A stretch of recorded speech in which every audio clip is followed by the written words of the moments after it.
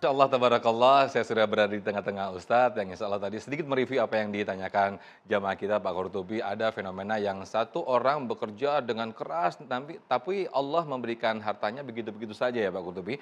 Namun ada orang yang hanya menagih kontrakan, ya kita lihat dulu kontrakannya berapa.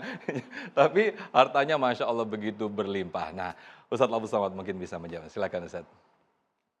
Al jaza ala qadril amal. Balasan itu diberikan Allah Ta'ala sesuai dengan kadar amalnya. Apakah seorang penggali batu balasannya lebih besar karena keringatnya, karena letihnya, lalu yang duduk goyang kaki nunggu uang kontrakan, lalu balasannya sedikit? Ini yang ngasih contoh bukan saya ya. Maka kalau mana yang tingkat kesulitannya? Oh tentu tingkat kesulitannya lebih sulit yang gali batu Pak Ustadz. Kalau kita pandang dari berat pekerjaannya. Tapi kalau pemanfaatan uangnya, maka sesungguhnya yang nunggu uang kontrakan dan uangnya banyak, godaannya lebih besar. Maka ketika orang menggali batu, dia tidak akan mungkin buat maksiat karena uangnya nggak seberapa dan setelah pulang dia letih, lesu langsung tidur. Tapi yang ini ada uang, ada kesempatan, masih muda, ganteng. Punya Maka kontrakan. kesempatan untuk buat dosa itu lebih besar. Jadi yang paling mengerti, yang paling tahu itu keputusan akhirnya nanti memang Allah Subhanahu wa Ta'ala. Malaikat pun tidak tahu apa yang terbersit di hati kita. Idza hamma ahadukum bihasanatin.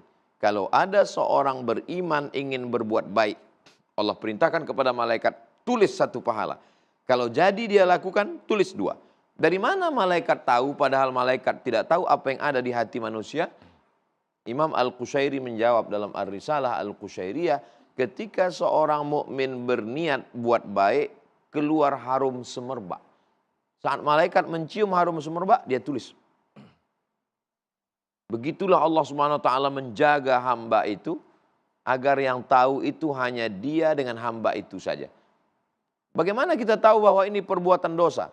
Mahaka fi sadrika, sesuatu yang membuat hatimu sempit dan engkau tahu. Dan engkau takut ayat tali'a alaihi nas, engkau takut manusia mengetahui itu. Allah itu sayang dengan kita. Dia tidak bukakan aib kita. Dia tutupi itu. Makanya di antara doa kita adalah kaffir anna sayyiatina. Tutup aib cacat kami. Setelah itu baru kita minta wa tawaffana ma'al abrar. Matikan kami bersama orang baik. Karena kalau tidak ditutup Allah itu semua, tidak mungkin kita bisa bersama dengan orang baik. Demikian Ustaz Sofyan.